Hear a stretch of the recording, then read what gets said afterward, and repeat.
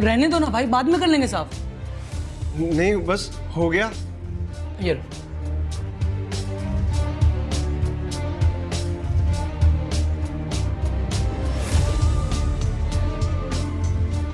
मोहित मैं पहले ही कोटे से ज्यादा हो गया यार।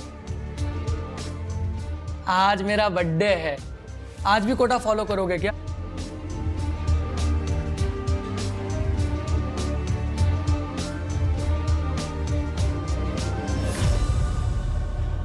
टाइम हो गया। मोहित, अरे यू श्योर ये करना ही है? करने ही तो आए बे। तुझे क्या कहा था? तेरे 18 बर्थडे का गिफ्ट है मेरे पास। हाँ। यही तो है। और इस साइको को कौन ढूंढेगा?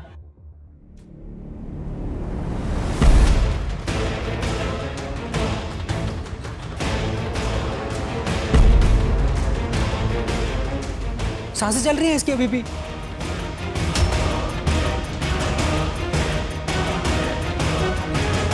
खून निकल रहा है रे। मैं काट के देखूं? हाँ काट ना। बाप की गाड़ी लाया हो, उसी में डालकर लाश को ठिकाने लगा देते हैं, किसी को कुछ पता नहीं चलेगा। हाँ? Happy birthday to you. Happy birthday to you. Happy birthday, dear Aman.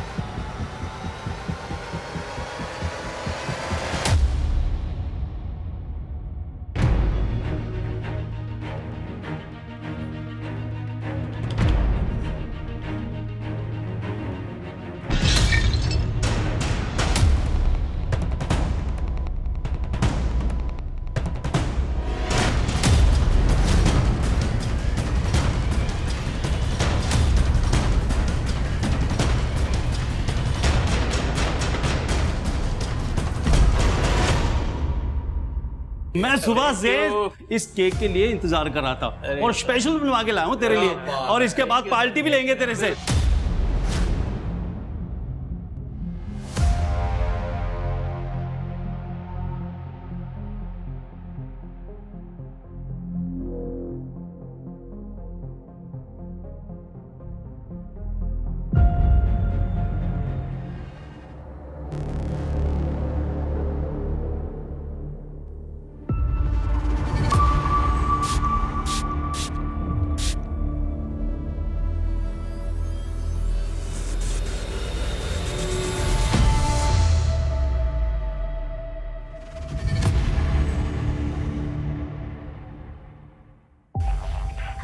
बहुत बहुत मुबारकबाद मिस्टर विनय।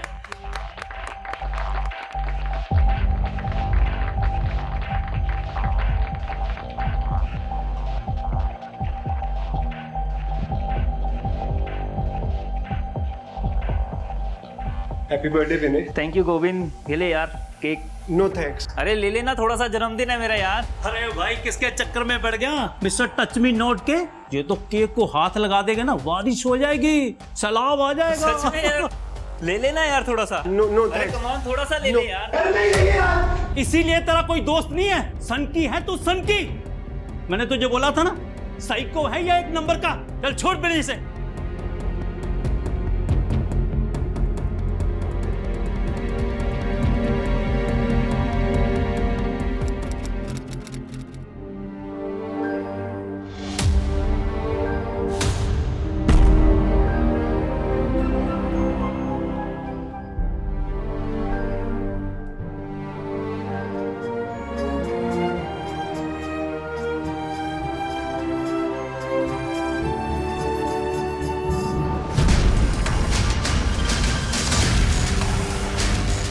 कितनी बार तेरे को मना किया है ये सब ना करने के लिए। पापा वो मुझे बर्थडे पार्टी में जाना था। रुक, मैं मनाता हूँ तेरी birthday party.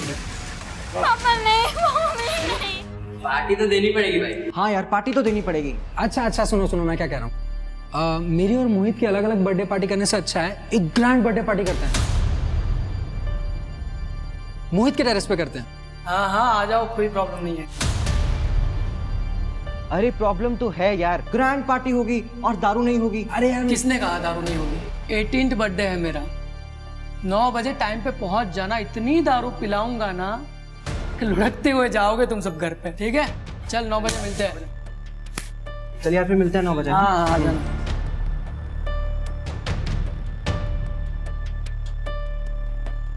Mohit, happy birthday. Thank you Siya.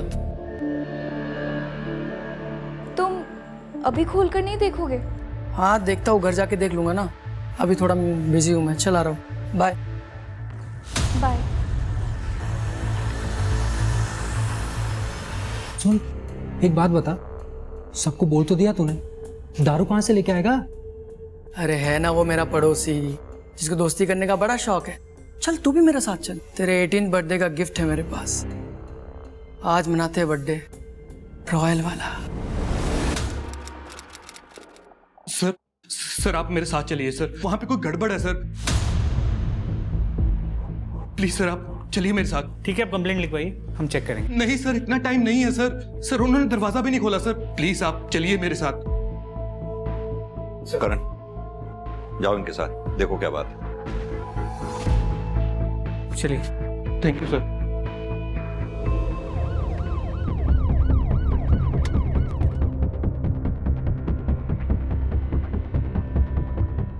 दरवाजा खुलवाओ।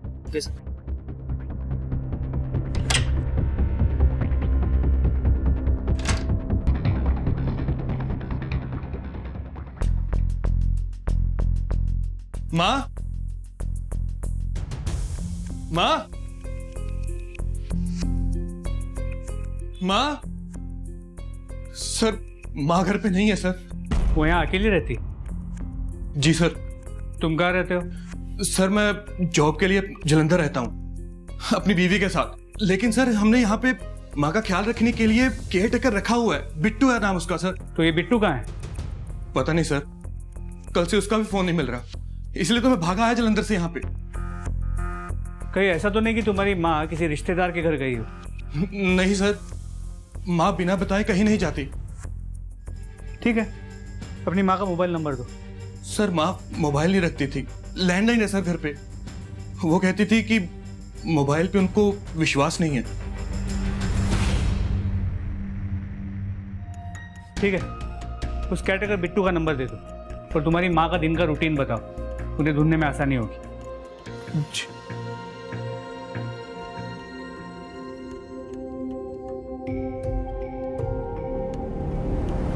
सर आशालता आंटी को 3 दिन पहले देखा था मैंने, बुधवार को घर से बाहर जाते हुए, और उनके हाथ में एक झोला भी था, शायद सब्जी लेने जा रही थी वो। आशालता जी का बेटा चिराग उनसे अलग रहता था, उनके आपसी संबंध कैसे थे? सर सास बहू की पटती नहीं थी और चिराग अपनी बीवी अदिति को समझाने के बजाय उससे अलग हो गया, आशालता जी को अकेला छोड़कर। हाँ सर, आशालता जी आई थी बुधवार को, सब्जी लेके चली गई। तो उस कैटेगर बिट्टू का फोन अभी भी स्विच ऑफ है, पर मार्केट से घर आने वाले रास्ते पे उस दिन किसी ने भी आशालता को देखा नहीं था। करण अच्छे खासे पैसे वाली औरत है ये, ऐसे कहाँ गायब हो जाएगी? इस आशालता के बारे में सारी details निकलवाओ। Sir,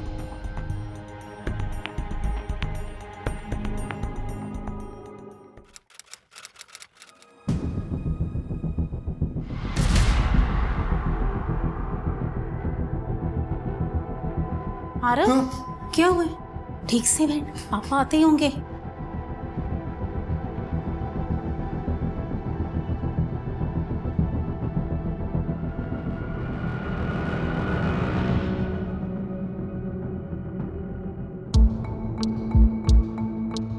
How's your studies? What is you? Answer properly, Arav. Fine, sir. My studies are fine. Good.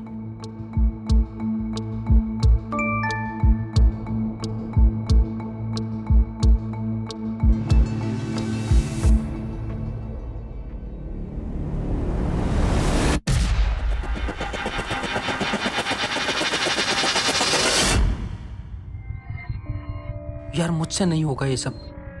कैसे नहीं होगा? करेगा तो सब होगा। तुझे पता है ना, हम ऐसे आधे में काम नहीं छोड़ सकते।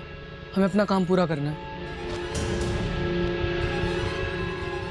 कौन? रिकी? रिकी क्यों? क्योंकि वो तुझ पे लाइन मारता है और ऐसों के साथ ऐसा ही होना चाहिए, और हमारी प्रैक्टिस भी हो जाएगी।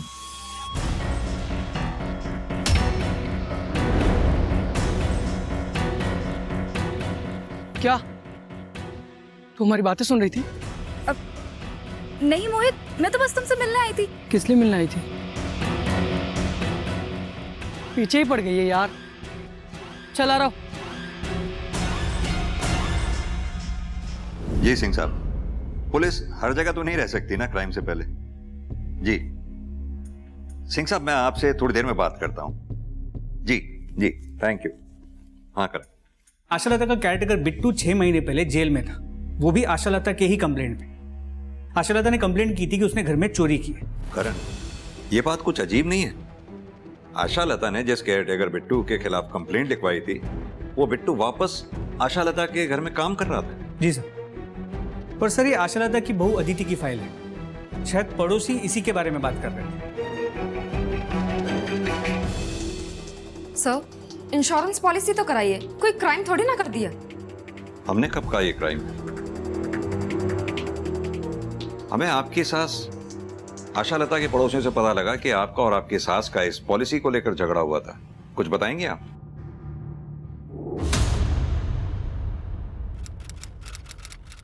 सिर्फ पेपर्स पर नाम है आपका माँ जी। ये पॉलिसी मैंने अपने भाई सूरज से आपके बेटे चिराग और अपने बच्चे के फ्यूचर के लिए करवाई थी। तो फिर उनका नाम करवाती ना, मेरा नाम क्यों करवाया कि मैं जल्दी मर जाऊं और पैसा तुम लोगों को मिल जाए? माँ जी, किसी पर तो विश्वास कीजिए। आप अपने बेटे की बात कर रही हैं। मुझे उस पे पूरा भरोसा है, तुझ पे और तेरे भाई सूरज पे एक पैसे का भरोसा नहीं है। तू मेरे बेटे को मुझसे दूर ले जा सकती है तो मुझे मरवा भी सकती है। सर, मैं तो भला ही सोच रही थी, इसीलिए अपने भाई सूरज से पॉलिसी करवाई थी। मिस्टर चिराग, आप जरा मुझे ये बिट्टू का चक्कर समझाएंगे? सर एक्चुअली मेरी माँ का नेचर थोड़ा डिफिकल्ट है, हर कोई उसके साथ एडजस्ट नहीं कर पाता। इसीलिए तो सर हमने बिट्टू को वापस काम पे रखा था कि बिट्टू माँ के नेचर के बारे में भी जानता है और यहाँ पहले काम भी कर चुका है। लेकिन हाँ सर, चोरी के बाद हमने बिट्टू की अच्छी तरह से जांच पड़ताल की थी, सब ठीक था सर। चलो करें।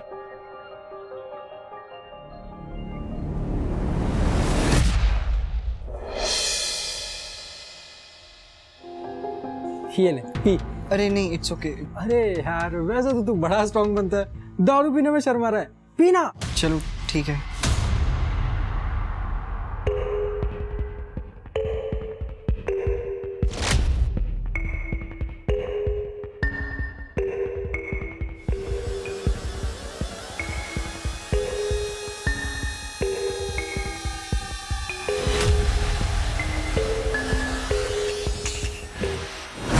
गया?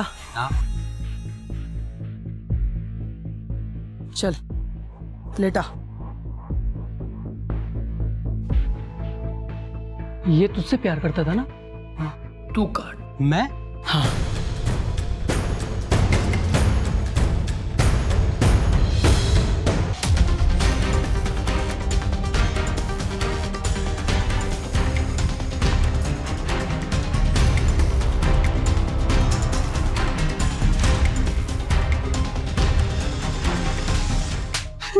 क्या किया आशालता जी के साथ? कहाँ है वो? साहब मैंने कुछ नहीं किया साहब। कुछ नहीं किया? कुछ नहीं किया तो छुपा हुआ क्यों था और हमें देख के भागा क्यों?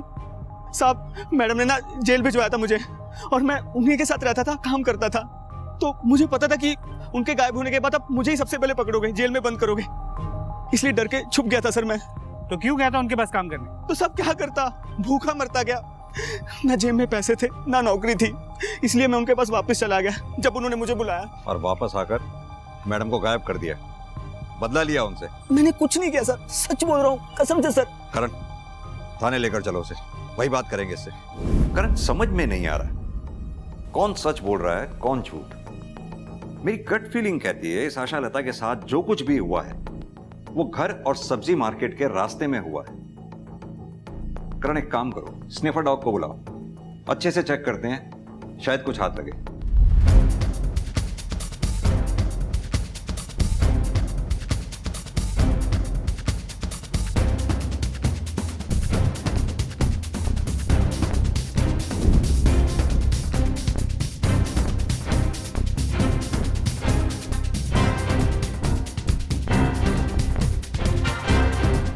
सर लगता है इधर कुछ है। करण, खुदाई करवाओ। सर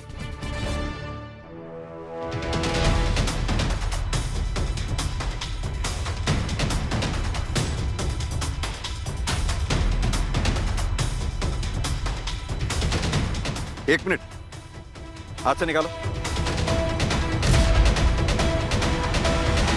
आशालता, सर इधर आइए।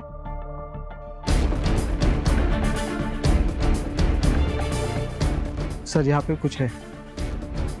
इधर आओ।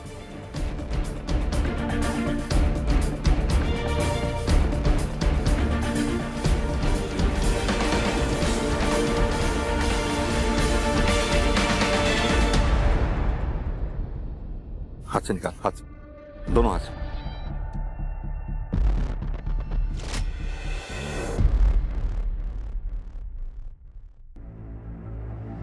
और एक बॉडी।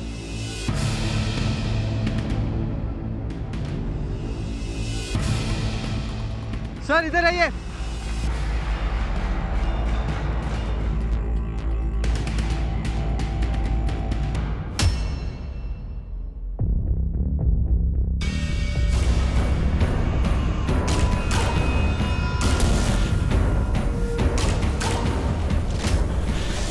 करण, 3 डेड बॉडीज एक ही एरिया में, आखिर किसी ने तो कुछ देखा होगा। और तीनों बॉडीज को पोस्टमार्टम के लिए भेजो। और हाँ, चिराग को बुला लो आशालता जी को आइडेंटिफाई करने के। जी सर।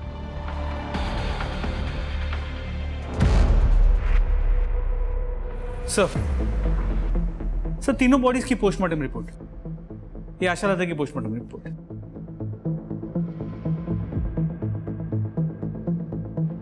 करण, ये आशालता की डेड बॉडी जहां हमें मिली थी वहां काफी खून पड़ा हुआ था, जैसे आशालता की हत्या वहीं की गई हो। Murder weapon? सर हो सकता है किसी पत्थर से मारा हो, अब तक कुछ मिला नहीं है सर, हम ढूंढ रहे हैं। सर ये इस लड़की की पोस्टमार्टम रिपोर्ट, उम्र करीब 17 साल के आसपास की है। इसकी मौत का कारण एक्सेसिव ब्लड लॉस है। इसकी बॉडी पे मल्टीपल कट मार्क्स हैं, जैसे किसी ट्रेन आदमी ने किए हो, इतने परफेक्ट। और सर इस आदमी की उम्र 35 से 40 के बीच की है। इसे उस जगह पे गाड़े हुए करीब 3 महीने हो चुके हैं। और इसकी मौत का कारण भी एक्सेसिव ब्लड लॉस है। करण, इन दोनों लड़कों के मर्डर की मॉडस ऑपरेंडी सेम है। वहीं आशालता की जिस तरह से हत्या की गई है उसे देखकर लगता है कि किसी नौसिखिए का काम है। तो क्या इन दोनों का हत्यारा और आशालता का हत्यारा अलग अलग है? सर ये भी तो हो सकता है कि किलर ने जानबूझ के आशालता को अलग तरीके से मारा है ताकि वो हमें गुमराह कर सके। अगर ऐसा है तो ये क्रिमिनल बहुत शातिर है। आरव, आज उस साइको गोविंद के घर के बाहर मैंने लोग देखे, उसके बारे में बातें कर रहे थे। तुझे पता है इतनी सी भनक पड़ी ना पुलिस को, हम दोनों जेल में होंगे। 3 महीने हो गए, किसी को कुछ पता नहीं चला, और अब अपने आप पता चल जाएगा। गोविंद के साथ हमें कभी किसी ने देखा है? नहीं ना? ठीक है, हमें गोविंद के साथ किसी ने नहीं देखा, लेकिन रिकी, उसके घर वाले नहीं ढूंढ रहे होंगे उसे? हाँ तो ढूंढने देना। सबको पता है जब से वो तुझे लाइक करता था, हमारा और उसका कोई लेना देना नहीं था। आरव, अरे हटना यार। ए रुकना, क्यों टेंशन ले रहा है तू? मैंने अपने टारगेट इतने सोच समझ कर चुने हैं कि कोई हमें उनसे कनेक्ट नहीं कर पाएगा। और तू भूल मत, मुझसे ज़्यादा स्मार्ट यहाँ कोई नहीं। नेक्स्ट टारगेट बताओ, किसे बनाना है? चूहा, चूहा, चूहा, पापा चूहा है उधर। चल मेरे साथ। नहीं, पापा नहीं, पापा। अब तुझे चूहों की आदत डालनी पड़ेगी, तभी बाहर निकालूंगा। पापा नहीं, पापा।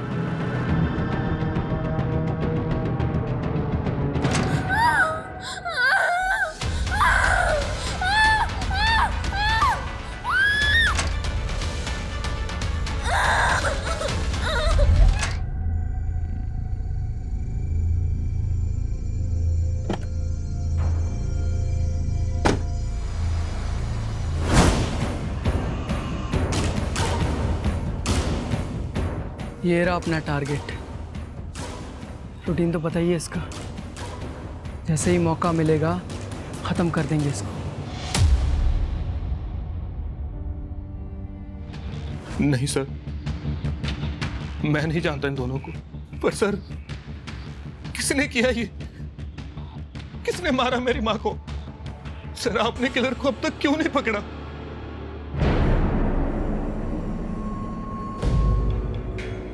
कातिल को ही ढूंढने की कोशिश कर रहे हैं हम चिराग, लेकिन इसमें हमें तुम्हारी मदद चाहिए। क्या तुम जानते हो किसी के बारे में, कोई ऐसा कि तुम्हारी माँ आशालता का कत्ल कर सकता हो? नहीं सर।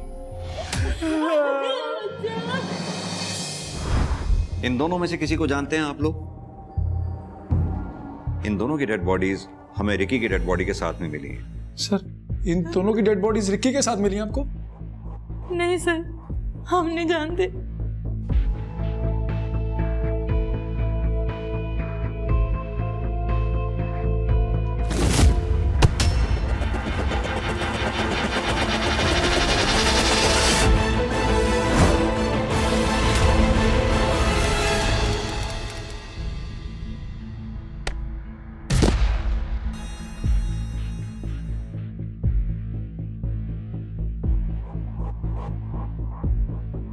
अरे वादी, तेरी टांगे तो कानून के हाथों से भी लंबी है, जिसे देखो उसे गिरा देती है।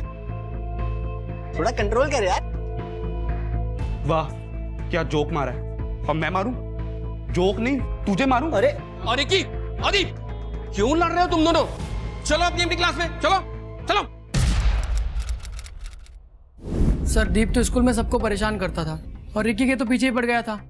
आप कॉलेज में किसी से भी पूछ लो, उसके बारे में सब यही कहेंगे। रिकी के पीछे मैं क्यों पढ़ूंगा सर? वो तो खुद लड़कों के पीछे पड़ता था। मतलब? लड़कों को पसंद करता था। लेकिन अब सर रिकी के बारे में आरव से पूछिए, वो मोहित का बेस्ट फ्रेंड है। रिकी आरव को भी लाइक करता था। सर ऐसा कुछ भी नहीं था, वो दीप खुद फंस गया है तो अब मुझे भी फंसा रहा है।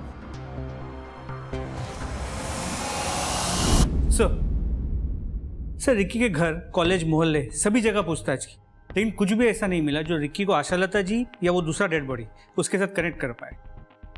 करण, इन दोनों लड़कों की डिटेल पोस्टमार्टम रिपोर्ट के मुताबिक दोनों के सिस्टम में अल्कोहल पाया गया, वो भी काफी अमाउंट में। और यही नहीं, इन दोनों का मर्डर किसी सर्जिकल इंस्ट्रूमेंट से हुआ है जो कि साइंस लैब या किसी केमिस्ट शॉप पे मिलता है। और आशालता जी? जबकि आशालता की पोस्टमार्टम रिपोर्ट में ऐसा कुछ नहीं है, लेकिन उससे जुड़े लोगों की सेल लोकेशंस एक आदमी की तरफ इशारा करेगी। जिस दिन तुम्हारी मां गायब हुई, फ्राइडे को, तुम त्रिलोक चौक में ही थे।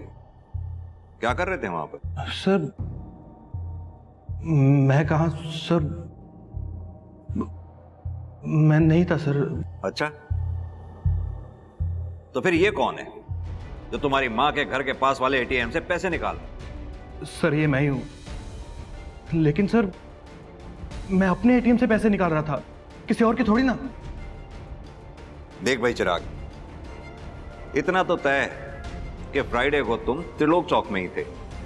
अब शराफत से बता दो कि वहां कर क्या रहे थे। बोलो। माँ आप अपनी सारी प्रॉपर्टी ऐसे कैसे चैरिटी में दान कर सकती हो? हाँ, मुझे जिंदा रहना है। तेरी बीवी इंश्योरेंस का पैसा लेने के लिए मुझे समय से पहले मरवा देगी। माँ वो इंश्योरेंस आपके होने वाले पोते के लिए है। नौकरी नहीं है मेरे पास, नौकरी चली गई है मेरी, पैसे नहीं है मेरे पास उसे पालने के लिए। जब घर की लक्ष्मी कुलक्ष्मी हो जाती है ना, तब ऐसा ही होता है। ना तू अदिति से शादी करता और ना मुझसे दूर गया होता, तो आज ये सब तेरे साथ ना हो रहा होता। अब मेरे साथ लड़ना बंद कर। मेरी प्रॉपर्टी, मैं जो मर्जी करूं, तुझे इससे क्या लेना देना? हाँ? इतनी सी बात हुई और माँ मार्केट चली गई और मैं भी वहां से निकल गया। लेकिन सर मैं सच कह रहा हूं सर, मैं अपनी माँ को मारने के बारे में सोच भी नहीं सकता सर। इस चिराग पर बिल्कुल भी भरोसा नहीं किया जा सकता। जो एक बार झूठ बोल सकता है वो बार बार भी झूठ बोल सकता है। और अब तो एक चीज धीरे धीरे क्लियर भी होती जा रही है कि आशालता के मर्डर की मोडस ऑपरेंडी उन दोनों के मर्डर के मोडस ऑपरेंडी से डिफरेंट है। और अब तो डिटेल पोस्टमार्टम रिपोर्ट में भी ये क्लियर हो गया है कि आशालता के विसरा में अल्कोहल नहीं था, जैसा कि उन दोनों लोगों के पेट में था। अपने एफर्ट्स बढ़ाओ करण, इस अनजान आदमी के बारे में पता लगाना बहुत जरूरी होगा। कोई ना कोई तो होगा इसे जानने पहचानने वाला।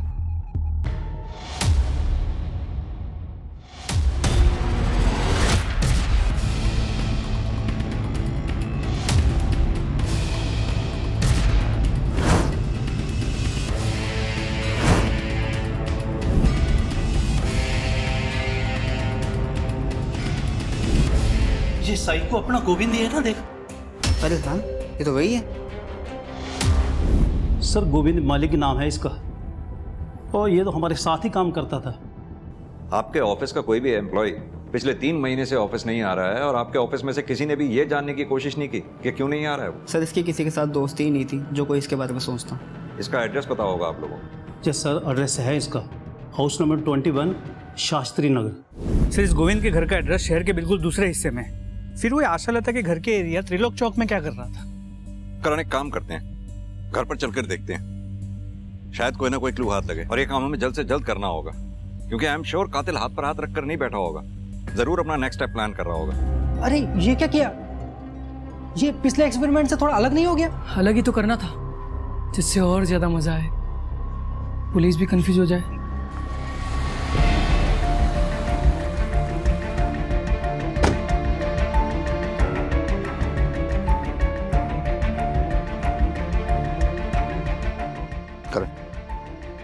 दरवाजा खुलवाने का बंदोबस्त करवाओ। सर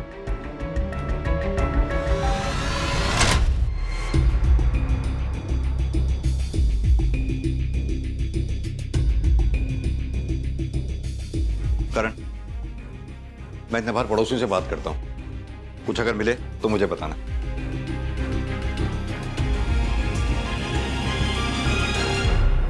तीन महीने से आपका पड़ोसी घर में गायब है, आप लोगों को पड़ी ही नहीं।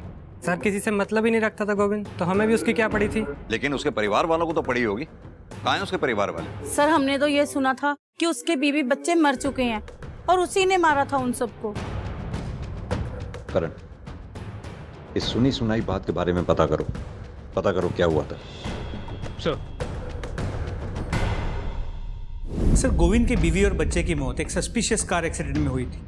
गाड़ी गोविंद खुद चला रहा था, मगर उसे एक खरोच तक नहीं आई। उसके बाद गोविंद को ओसीडी डिटेक्ट हुआ, जिसके बाद वो अकेला रहता है, ना कोई दोस्त है ना कोई दुश्मन।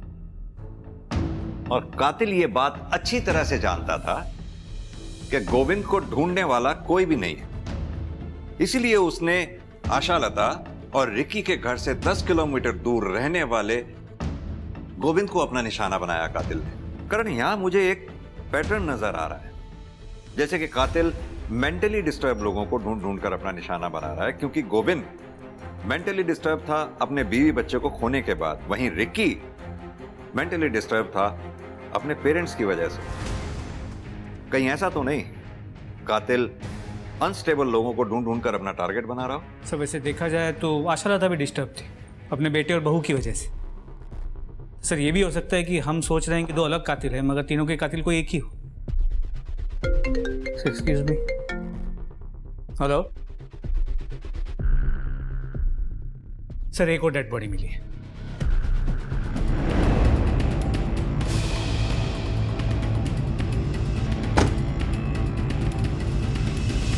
एक काम करो, क्राइम सीन सील कर दो, देखो कुछ मिलता है क्या।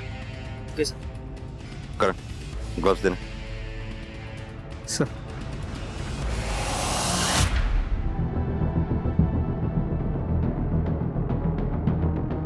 सर कितनी बेरहमी से मारा है, बॉडी में ऐसा कुछ भी नहीं छोड़ा जिससे आइडेंटिफिकेशन हो सके। लगता है जैसे किसी भारी चीज से वार किया गया। सर जैसे आशालता को मारा गया था, लेकिन सर इस बार बॉडी को छुपाया नहीं गया। सर या फिर ये हो सकता है कि जल्दबाजी में वो अपना काम पूरी तरह से कर नहीं पाया हो। करण, अगर ये हमारा ही सीरियल किलर है तो जरूर इस आदमी में रिकी, गोविंद और आशालता से मिलती जुलती कोई बात रही होगी, तभी कातिल ने इसे अपना शिकार बनाया। लेकिन बिना इसकी पहचान के कैसे पता लगा पाएंगे? सर इधर आइए। हटो।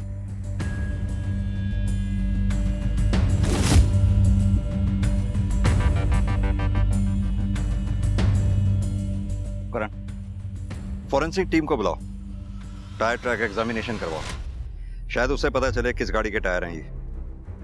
और हाँ, पता करो इस रूट पे आगे कहीं सीसीटीवी लगा हो तो शायद उसकी फुटेज से इधर की तरफ आने वाली गाड़ियों के बारे में कुछ पता चल सके। जी सर।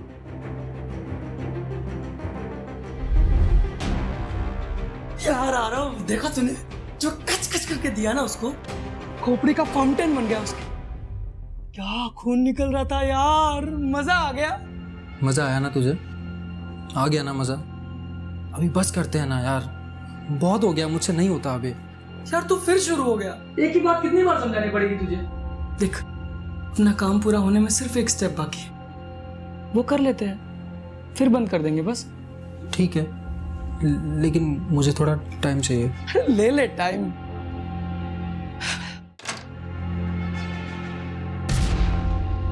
मोहित, मोहित पापा, पापा आ गए, मोहित आ गए, पापा, भाग।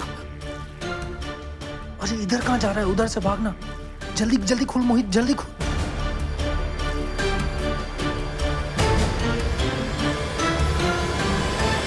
आरव, तुम्हें पढ़ने के लिए बोला था, ये क्या तमाशा लगा रखा है तुमने? Do you want to become a failure in your life? No sir. तो पढ़ने के टाइम पे क्यों बुलाया तुमने इसको? एक्चुअली सर वो मैं। Shut up! I am talking to my son. तुम बीच में कौन होते हो बोलने वाले? Get out! अगला काम जल्दी करना पड़ेगा, तू सोच ले। उधर से नहीं, इधर से।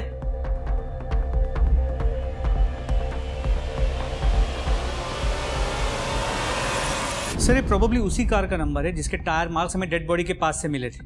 गाड़ी किसी महान सिंह नाम के आदमी के पास रजिस्टर्ड। सर उसका एड्रेस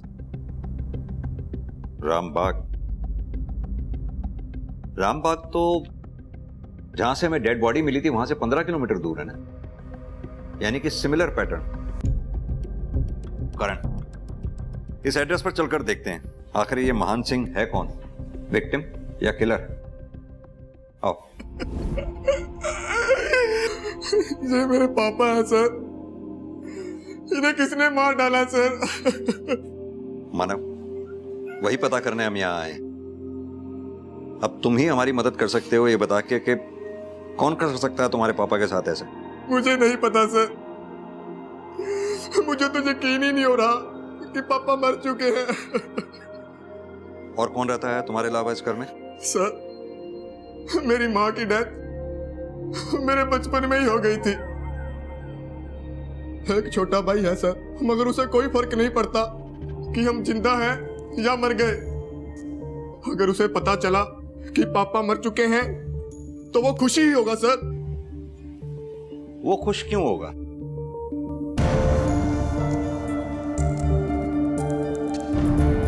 ये तुम्हारा भाई है? जी सर।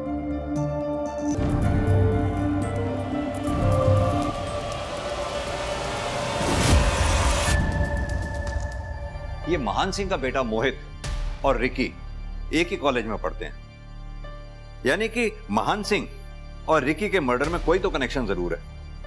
अब या तो मोहित इसका खुद जिम्मेदार है या फिर कॉलेज का कोई लड़का इन सबका जिम्मेदार। सर मैंने इस मोहित से बात तो की थी, थोड़ा अजीब था। करण, बिना किसी सबूत के हम इसे इंटेरोगेट कर ही नहीं सकते। एक कॉलेज का लड़का इतने ब्रूटल मर्डर करेगा, इस बात का कोई भरोसा करेगा ही नहीं। एक काम करो, पता करो इसके पास मर्डर वेपन आया कहां से, और इसके लिए सबसे पहले इसके कॉलेज से स्टार्ट करो। ये किसके साथ उठता बैठता था, इसका रूटीन क्या था, इसका सारा कच्चा चिट्ठा निकालो। और जब तक तुम ये सब काम करते हो तब तक मैं इस मोहित से बात करता हूं, देखूं तो सही अपने बाप की मौत का रिएक्शन होता कैसा है इसके। सर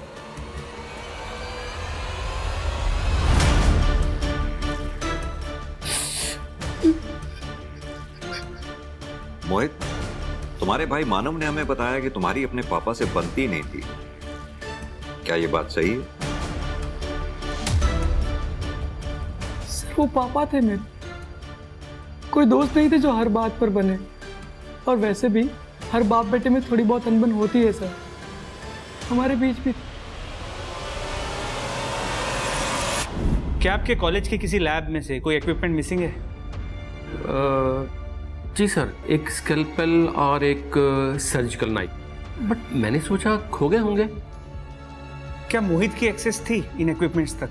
सर एक्सेस तो हर बच्चे की होती है जो लैब में जाता है। बाकी मोहित के बारे में आपको ज़्यादा सिया बता सकती है। मोहित की लैब पार्टनर। देखो सिया, मोहित के बारे में सब कुछ जानना हमारे लिए बहुत इंपॉर्टेंट है। अगर तुम हमसे कुछ भी छुपाओगी तो तुम मोहित का हेल्प करोगी और उसका रिजल्ट तुम्हारे लिए अच्छा नहीं होगा। तो बताओ। सब मोहित को लैब इक्विपमेंट्स का बहुत शौक था, बहुत फैसिनेशन था। मुझे लगा था वो साइंस का अच्छा स्टूडेंट है, शायद इसलिए इन सब चीज़ों का शौक रखता है। मगर फिर क्या? सब मैंने मोहित को रिकी के बारे में बोलते हुए सुना था। कौन रिकी? रिकी क्यों? क्योंकि वो तुझ पे लाइन मारता है और ऐसों के साथ ऐसा ही होना चाहिए और हमारी प्रैक्टिस भी हो जाएगी। तुमने ये बात मोहित के मुंह से सुनी थी और ये सब पता होते हुए भी तुमने हमें आके ये बात बताई नहीं? सब मुझे नहीं लगा था मोहित ये सब कुछ करेगा। और दूसरी बात, सब मैं मोहित को बहुत पसंद करती हूँ।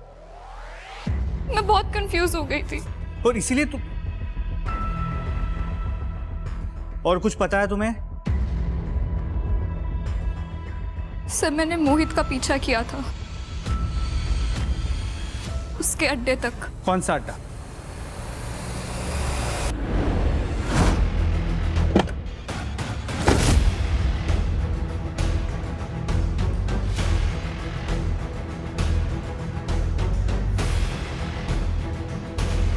करण, इसी ब्रांड की अल्कोहल तो रिकी और गोविंद के पेट से मिली थी। सर, मोहित के डिटेल मोबाइल लोकेशन रिकॉर्ड्स आ गए। सर, जिन जिन जगहों पे हमें डेड बॉडीज मिली थी उन हर जगह पर मोहित के मोबाइल की लोकेशन मौजूद थी। लेकिन इंटरेस्टिंग बात यह है कि मोहित के साथ साथ उसके दोस्त आरव की मोबाइल की लोकेशन भी सेम थी।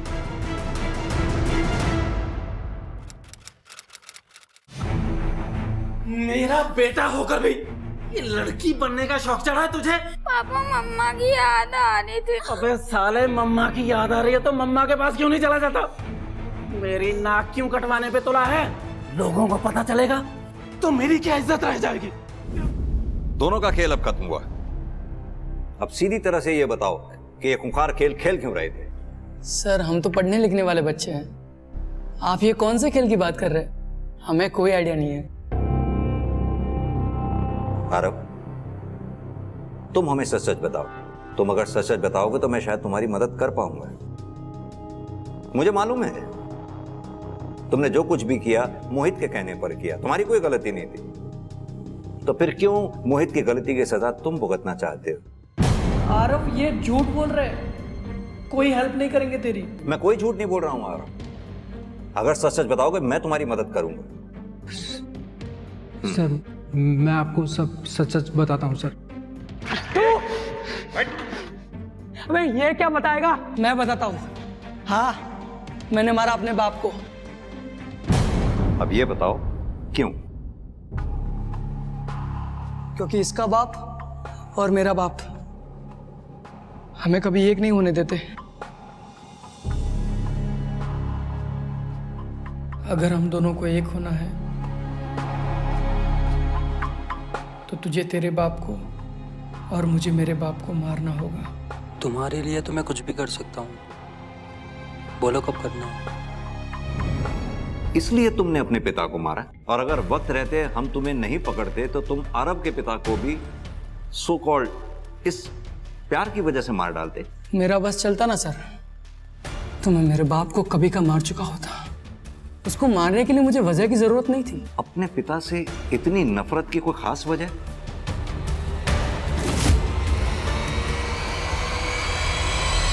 गोविंद को क्यों मारा? प्रैक्टिस चाहिए थी सर, रिकी को मारने के लिए। तो रिकी को क्यों मारना चाहते हो? सर, वो क्योंकि रिकी की नजर थी मुझ पर तो।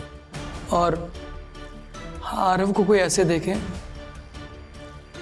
मैं सहन नहीं कर सकता था, इसके लिए मार दिया सर। और ये बेचारी बुजुर्ग औरत, इसको क्यों मारा? सर, हमने किसी औरत को नहीं मारा।